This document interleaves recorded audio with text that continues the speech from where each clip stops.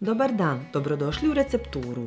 Danas pripremam jako fini krumpir paprikaš, odlično jelo na žlicu koje zaista vrijedi probati. Možete ga pripremiti samostalno ili uz neko meso, a u oba slučaja bit će to zaista ukusan ručak. Prvo ćemo narezati sastojke. Ogulit ću 3 srednje velika crvena luka i narezati ih na kockice.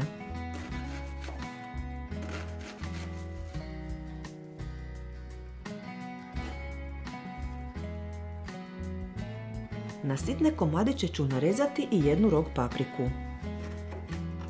Prije rezanja sam je oprala i posušila, a ako nemate rog papriku, možete staviti i baburu.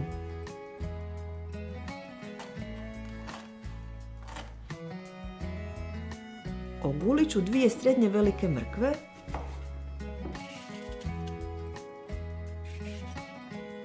pa ih narezati na veće komade oko 3 cm dužine.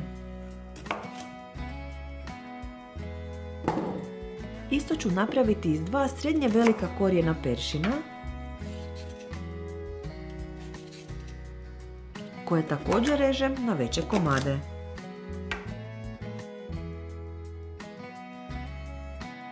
Potrebna su i 2 srednje velika oprana paradajza koje ću oguliti.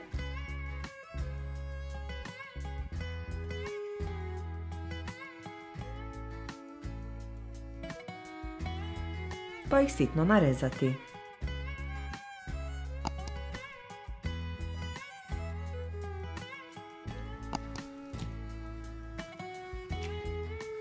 Također trebamo i 2 češnja češnjaka koje ću isto sitno narezati.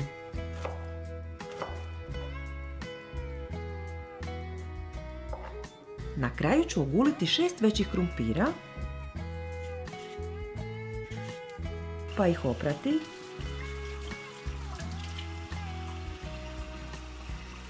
i narezati na veličinu zalogaja.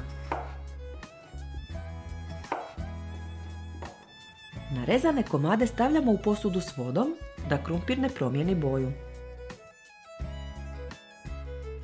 U posudu na štednjak usipamo ulje da pokrije dno te ga ostavljamo da se zagrije. Ubacujemo luk i dinstamo uz miješanje 10-ak minuta. Dodajemo i rog papriku, pa dodatno dinstamo još 5 minuta.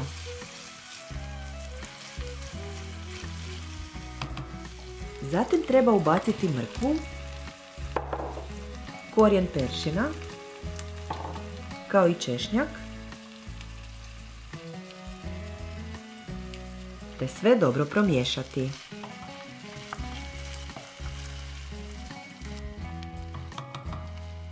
Ulit ću 100 ml vode da povrće postane mekano. Ako voda ispari, a povrće još nije omekšalo, prema potrebi dodajte još jednom isto toliko vode. Tako kuhamo oko 15 minuta. Odvojit ću 2 komadića mrkve koja ću kasnije vratiti u paprikaš za ljepši izgled, a vi ne morate ako ne želite. Na kraju dodajemo paradajz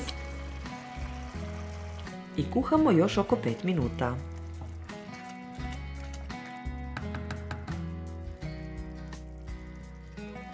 Mičemo s vatre, pa ćemo sve usitniti sa štapnim mikserom.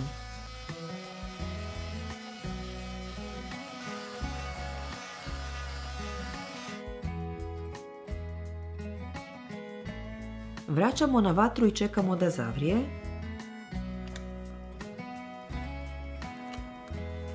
Pa dodajemo krumpir i jednu žlicu slatke mljevene crvene paprike.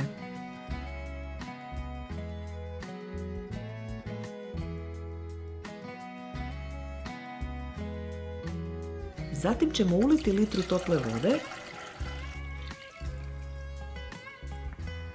i dobro promiješati. Kad zakuha, kuhamo još 30 minuta. Narezat ću mrkvu koju sam ranije odvojila i pred kraj kuhanja ubaciti u paprikaš. Sve ćemo posoliti po ukusu, kao i popapriti.